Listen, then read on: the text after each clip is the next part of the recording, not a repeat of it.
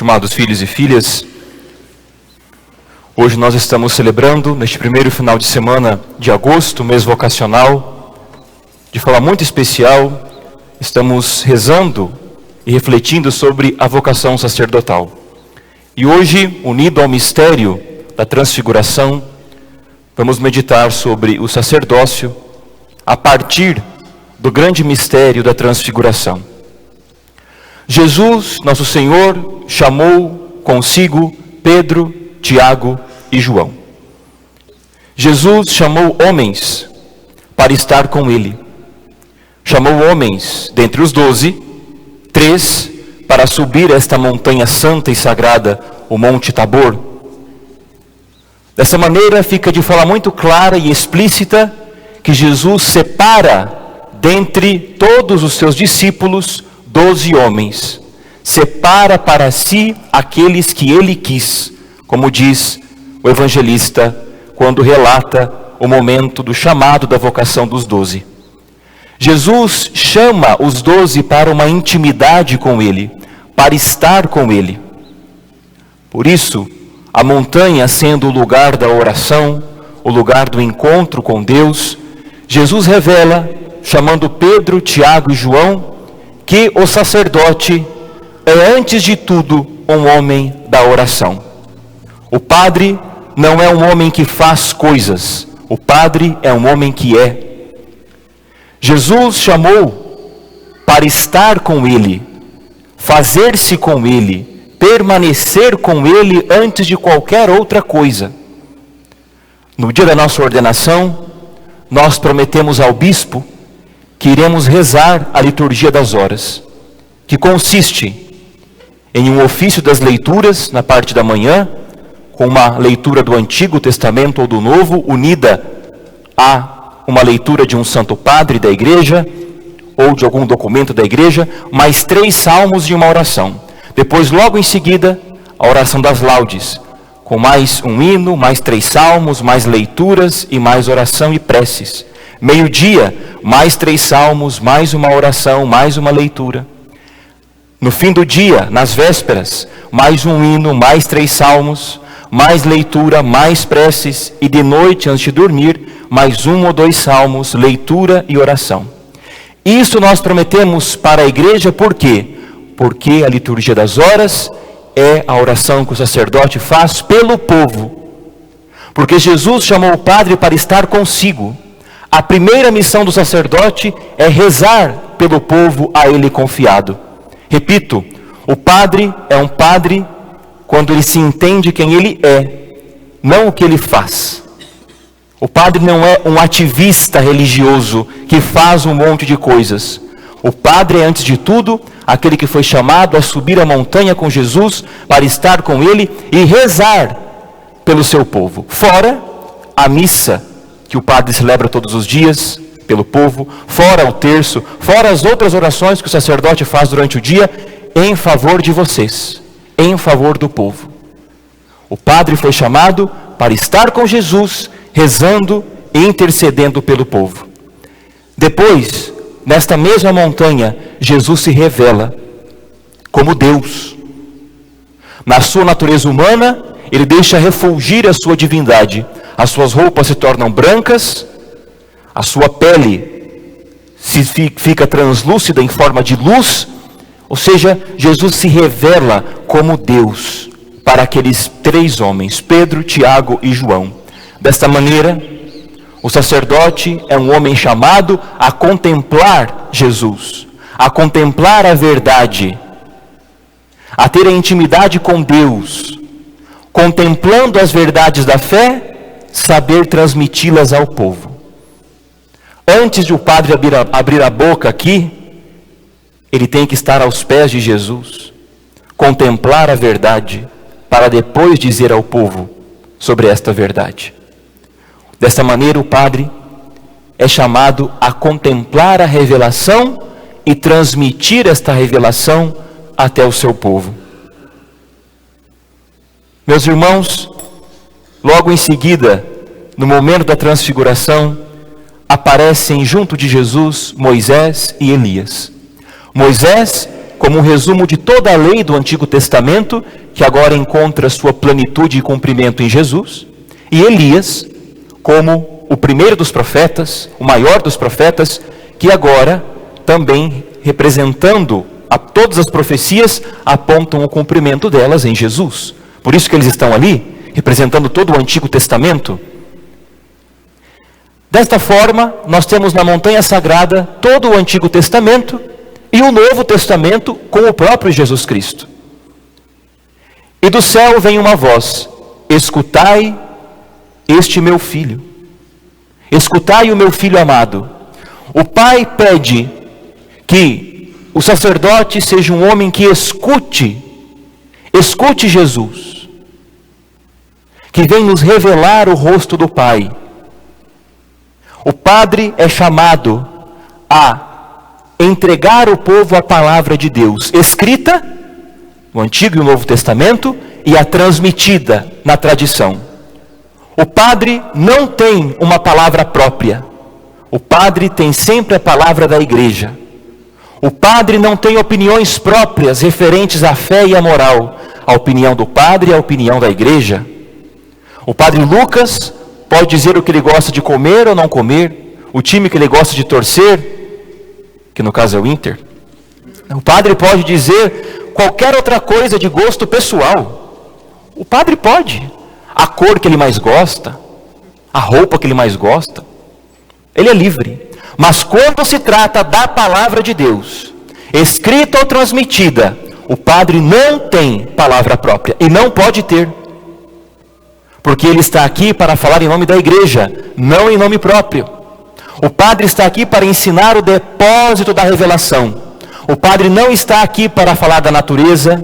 O padre não está aqui para falar de política. O padre não está aqui para falar de qualquer outro assunto que o mundo muito bem pode resolver. O padre está aqui para falar das coisas de Deus, das coisas do céu. Porque falar de natureza é muito fácil. Todo mundo concorda. Todo mundo, né?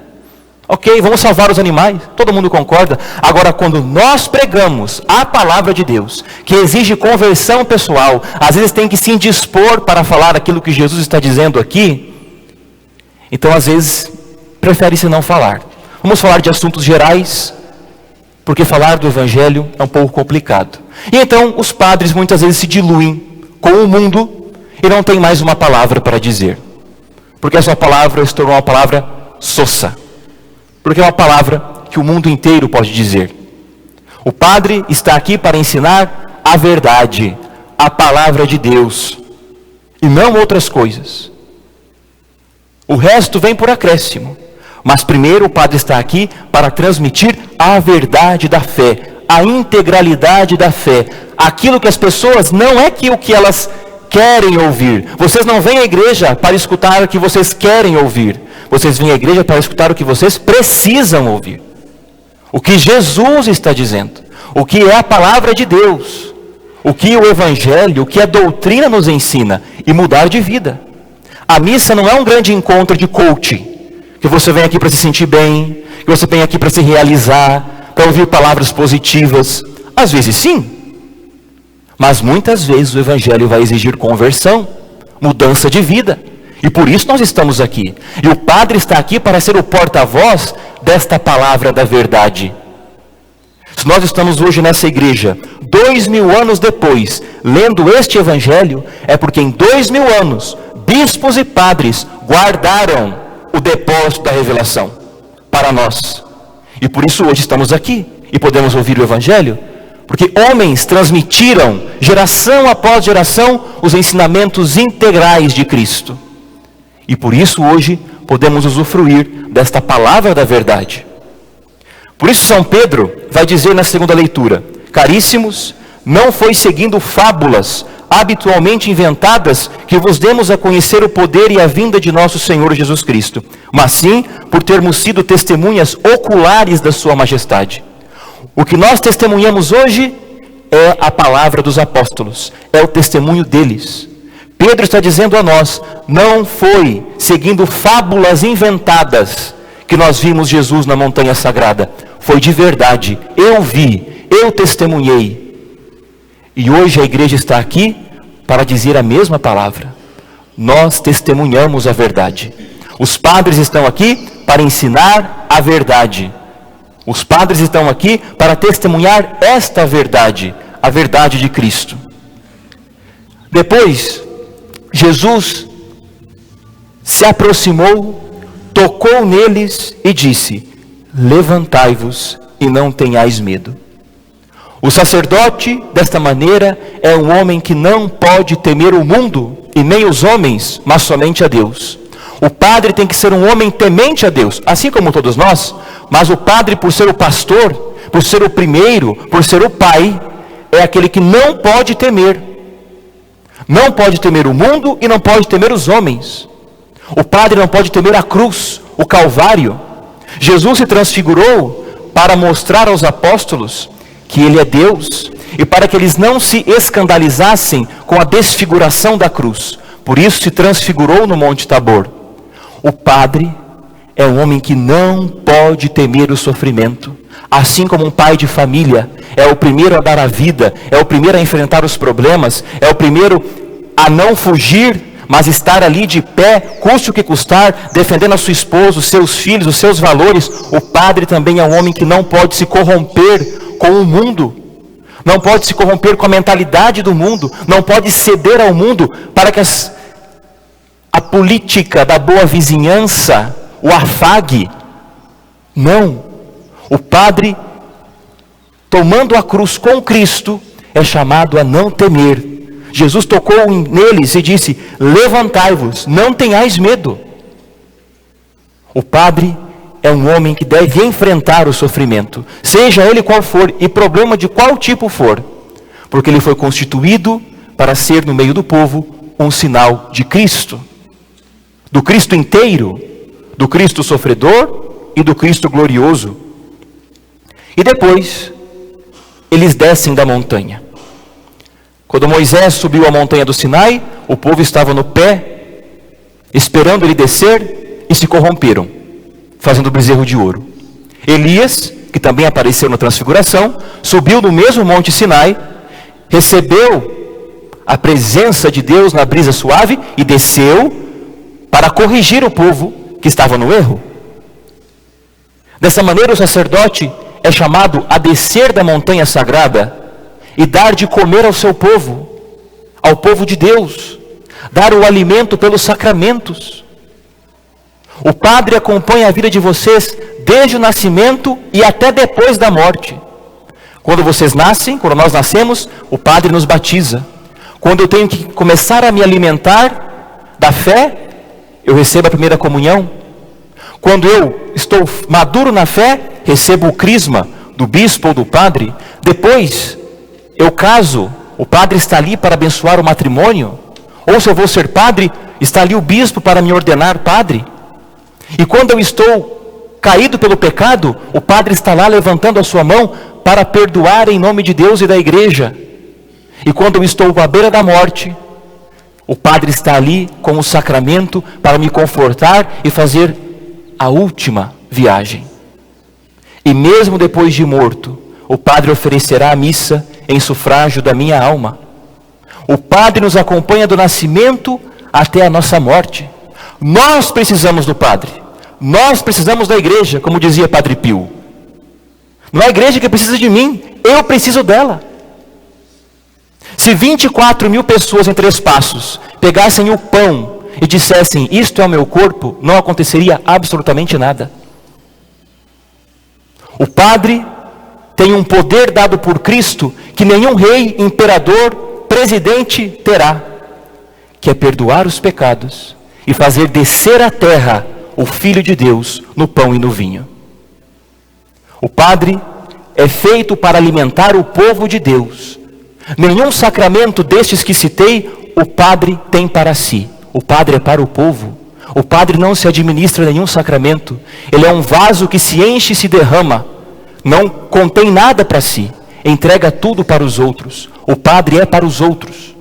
É em favor dos outros. Porque ele foi feito para se dar de alimento.